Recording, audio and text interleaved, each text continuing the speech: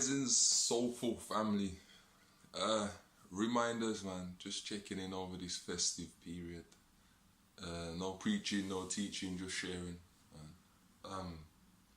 Yeah, and just about this time, today is the 21st. It's the winter solstice, and in actuality, this is one of the most, along with the summer solstice, one of the most celebrated times of year anciently across the globe, regardless of what religion you subscribe to or regardless of what culture or creed you subscribe to.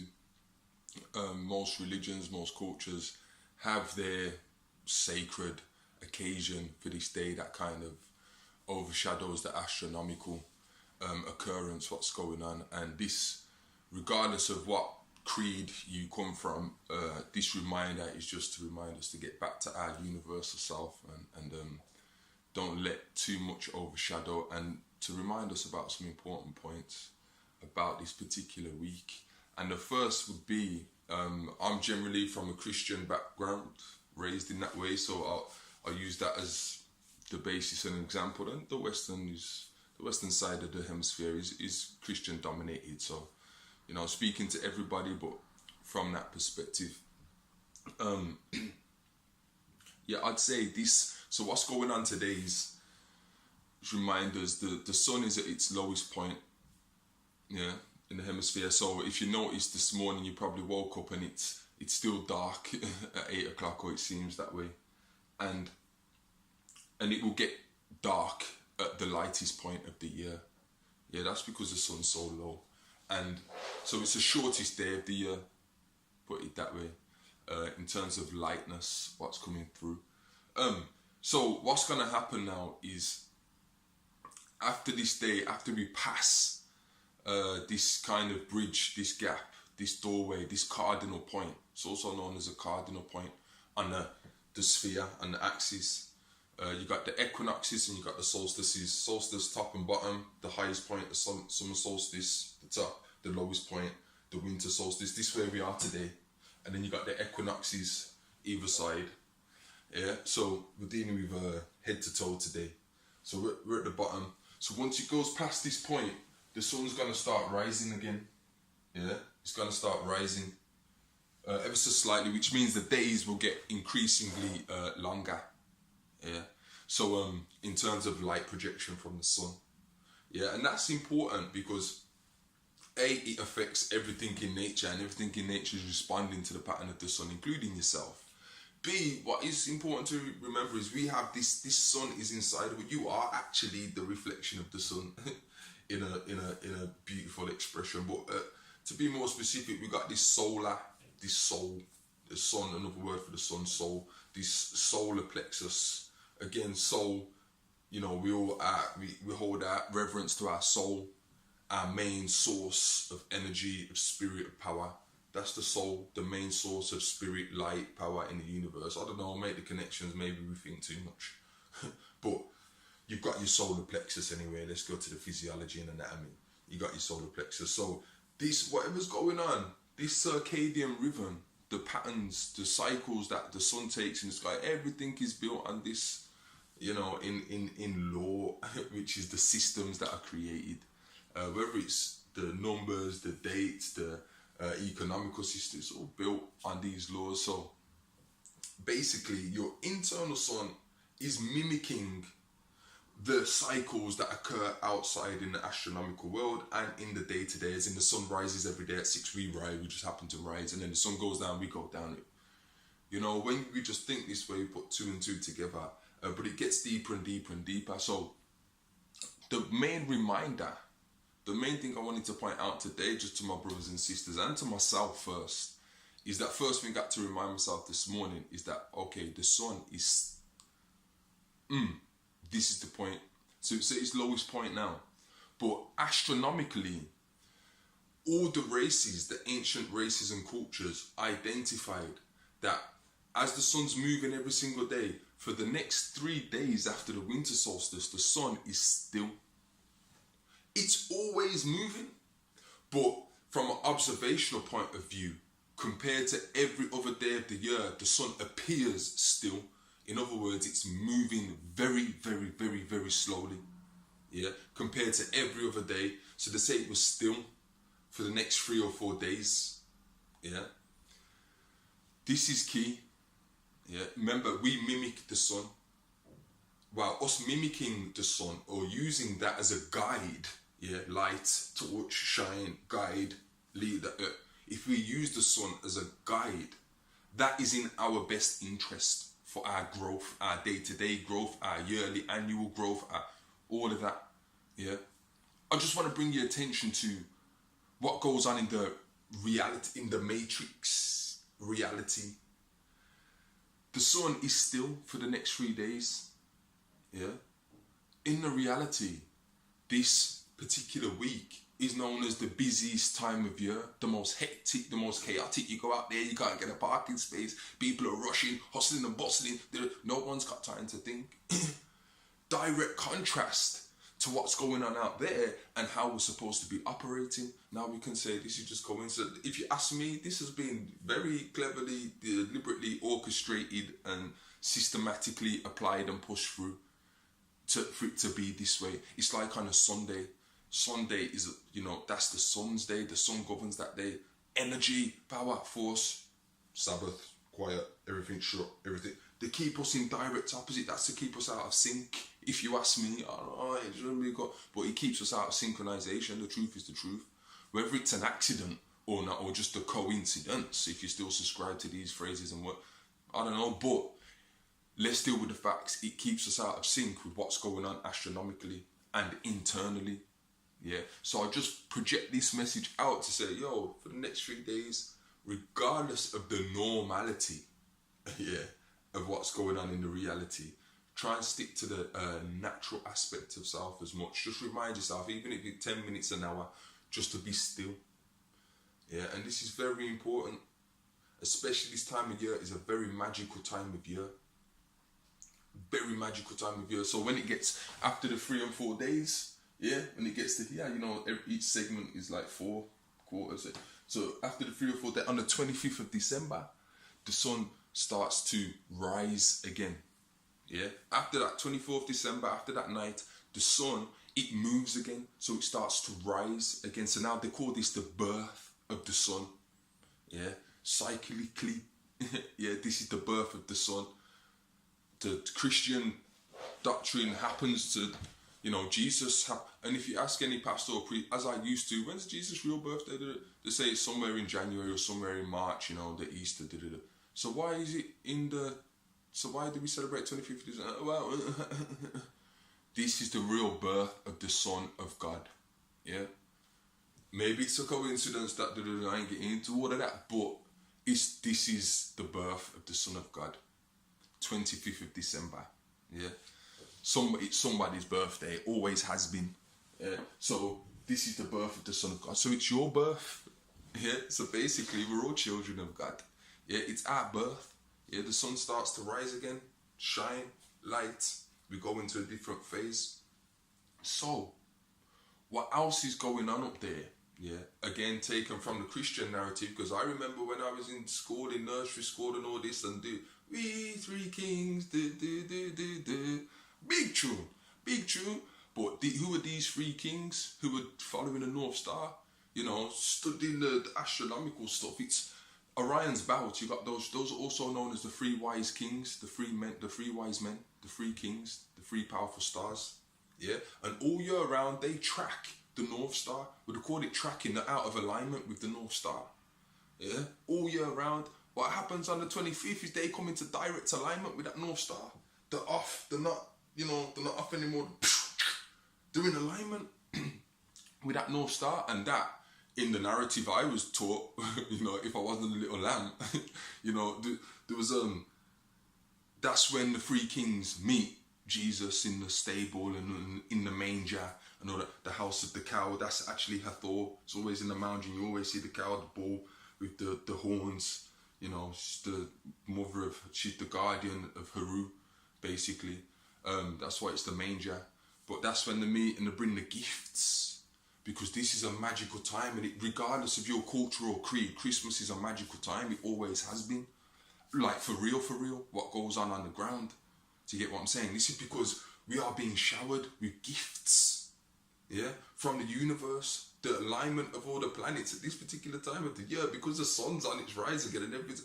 Like, the energies that are coming through are very, very powerful. But now, in order to receive this energy, this light, in the most conducive way, go back to any spiritual ancient doctrine of growth, and that you've got to be as clean as possible. Keep this vessel clean, which goes to the other contradiction of this time of year in normality. We are so stuffed. This is where everyone stocks up on the alcohol, everybody stocks up on the weed, everybody stocks up on the animals in the fridge and the meat and the blood, and everybody stocks up on the carbs. And this is like, we stuff ourselves like stuffing the turkey. To get what I'm saying? We're stuffed. The first thing we say is, oh, I'm stuffed. Are you done? I'm stuffed. If your cup's full, how are you going to fit any more bloody water in there? Any more light? You know what I mean? I say, because water's hydrogen, and hydrogen's the sun, it's light, it's all the same. Water workshop, 7th of January. Anyway, so how you cannot channel? There's no energy flowing. How's energy supposed to flow when you're stagnant? What's going on the physical is also going on spiritually and mentally. So we're so stagnant. This is a big contradict to what's going on astronomically and what our potential is for this week. Again, all the commercialism, all the signs, all the symbols are just thrown at you. Buy, race round, drink, stuff, smoke, snort. Do you get what I'm saying? We got to totally out of sync. Yeah, and because this is the time where the whole world as communities, we should be really gathering round and celebrating this winter solstice like old times, and around Stonehenge and charging and becoming powerful, so we can have a powerful year collectively going forward. Someone else has got other ideas. That's all I'm saying. But what do we adhere to? To get what I'm saying? And also, going back to the narrative story and the normal story with Santa Claus coming down the chimney. Yeah, the chimney is, hold on one second. Yeah, okay, so just to read a little chapter, a little verse from Manly P. Hall, The Occult Anatomy of Man. Now, I could have picked one of tens of books that will go into this same. Manly P. Hall, high Mason, 33-degree Mason, blah, blah, blah. But he writes a lot of good-ish and conveys a lot of real relevant information. But anyway, and here he goes in, just in the first few pages, you talk about the whole birth of Virgin Mary, and he'll clarify how many crucified saviors there've been and blah, blah. Just dispels all of the nonsense that, we as Christian nations get locked into, thinking this is some new stuff. It's all ancient, and it's all saying the same thing. It's not trying to, claim any one narrative story. It's all the story of self and the universe anyway. On page 15, he goes in, the brain is, of course, the upper room referred to in the Gospels where Jesus met with his disciples. Now, just on that point, I'll make out that you've got 12 nerval cranes that all go into, I think it's the optic nerve, I have to be sure, but they all meet at one point, but you've got 12 of them up in the crown, yeah, Jesus and his 12 disciples. It also pertains to the sun, yeah, which is you again, and the 12 signs of the zodiac. These are the 12 disciples, or the 12 disciplines, as I call them, is that Jesus rolls with his disciplines to keep him in line, and if you roll with your disciplines and know your disciplines, you'll be a much more enlightened and, fruitful being.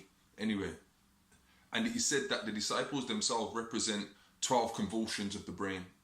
It is these 12 convulsions which later send their messages by means of the nerves, nervule, into the body below to convert the Gentiles, which are genitals, yeah, the reproductive. This is where the sun rises. If you know anything about language, if you was in the language and symbolism workshop the other day, you know what I'm talking about, that one letter maneuver, the Gentiles. Or preach the gospel in the middle earth. Yeah, the body is the earth. This is the land. Yeah, heaven is above, how so-called is below. Yeah. These 12 convulsions gather around a central opening in the brain, real talk, the third ventricle, the crown, which is the holy of holies. Now go and look at the temples again in Kemet or Egypt or Sumeria, them places. The mercy seat, where between the spreading of wings of the angels of Jehovah, yeah, the two hemispheres, the winds, or you got the cherub, what they call the cherub, either side of the glands, yeah. This is where Jehovah talks with the high priest, and where both day and night the Shekinah's glory hovers. From this point also the spirit ascends from Golgotha, the place in the skull. It's the clairvoyant fact.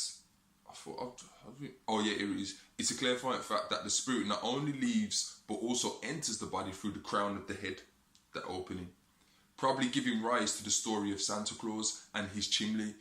Quick point: when babies come through, their crown is still open. They are fresh from the realms. That's why they're always looking up and seeing all these lights. And I don't know if you ever watch your babies, man, but they're always like, they're fresh from the realms. They got it.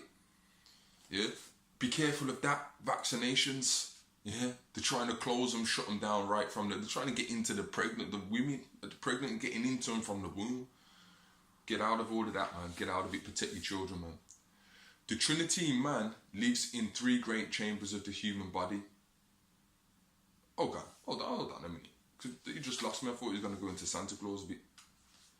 But basically, yeah, you let me down there. I thought he was going to go into the Santa Claus bit, but that's my mistake. Okay, here we go. So, yeah. Okay, yeah, sorry, I started on the wrong page. It's all relevant. The entire system, the body system, is an anatomical myth. For the heaven world of the ancients, the doomed temple on top of the mountains, yeah, was the skull with its divine content. So when you go back to Skull and Crossbones and all of that, the skull was always seen as divine. Get another book called The Serpent Grail. I've got it here somewhere and I was looking around for it, it's doing my head in.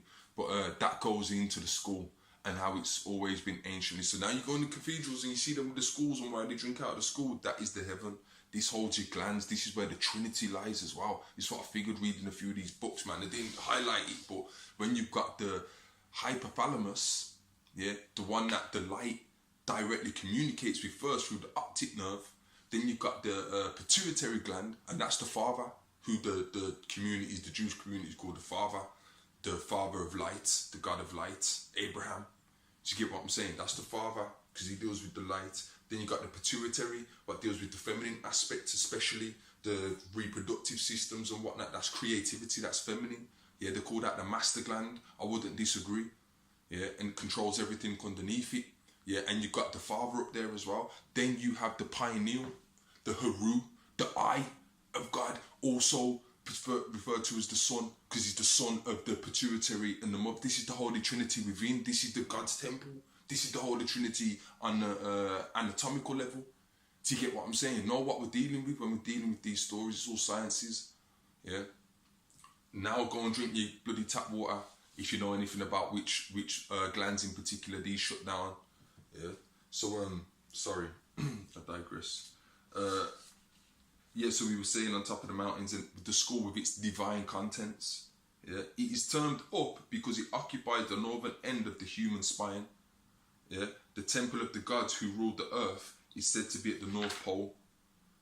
I don't know if it goes into here, but basically the spine is Jacob's ladder in the Bible between heaven and earth. Which also, by the way, is the home of Santa Claus. He's talking about the skull. Because the North Pole represents a positive end of the spinal column of the planetary lord. You are the planetary lord. Santa Claus coming down the chimney with his sprig of evergreen, the Christmas tree symbolism, or the tree of knowledge, the tree of life, lit up in lights, yeah? Yeah, he comes down the chimney with his bit of evergreen, the sprig of evergreen, because remember, the sun's at its lowest point. This is the mids of winter, but the evergreen tree is evergreen. That means it's ever lifeful. You get ever fruitful. Do you get what I'm saying? So we're still producing secretions in the grain that are keeping us alive. So it don't matter what time of year it is, when the sun's at its lowest point, we are still created to produce an abundance of life. Yeah, and this is Santa Claus. And also what the astronomical expression of this is, what I was just saying, when these planets are aligning and these stars are aligning, we are being showered as above, so below. It's going on in here, it's going on up there. We are being showered with gifts, with these secretions. Yeah, these glandular secretions from the Trinity, Father and the Mother and whatever you want to call it. We're being showered, like we're blocked up. Or these are calcified too much, especially over this week. We miss the magic, as I always say in everything. If you're not paying attention, if you're not on point, we miss the magic. Yeah? And we can't even remember what happened. You know, we wake up on Boxing Day like, oh, yeah, what the fuck happened? Even Christmas Day, because we go get so toasted up Christmas Eve, we miss a lot of the magic. That's all I'm saying. It's just reminders. But yeah, that's the quote, man. And there's a million doctrines and texts and books and scholars that will all convey the same thing. But you know, just go in a little bit, man. Take an hour today just to go in the meditation. It will reveal itself. If it ain't revealing stuff to you, then we're blocked up. Go on a big detox. You know, check me, man. We can go through it. But my point is just reminders that there's a lot of gifts coming through, man. This is Christmas. Do you know what I mean? This is a magical time. But give yourself the first gift, you know, and just get yourself in alignment. Love yourself. Yeah, give yourself some time, give yourself some company, give yourself some vibes, some energy. Be still. Mimic the patterns of God, of the sun, yeah, of life, of the moon, even, of all of it. Watch nature. Very quiet. Nothing going on. You know what I mean? Everything's quiet. So just get in tune with that as much as we can. I know it's a hype thing and, you know, it's great to be involved in it, but, yo, just stillness, yeah? It's just that kind of reminder.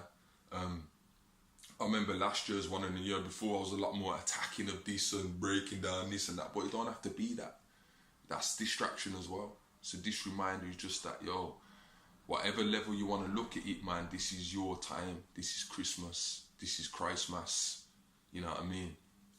So the Christ oil is coming out in mass. We can look at it like that. You know, we like to play with the words, but this is mass abundance of Christ energy. Christ being the oil, the serum, or the light that gets released, that travels up Jacob's ladder and comes back down. You know, it's all going on internally. So let's just try and appreciate that a bit more, man. And so much more could say on this, but we'll just leave it there. I see the time ticking away.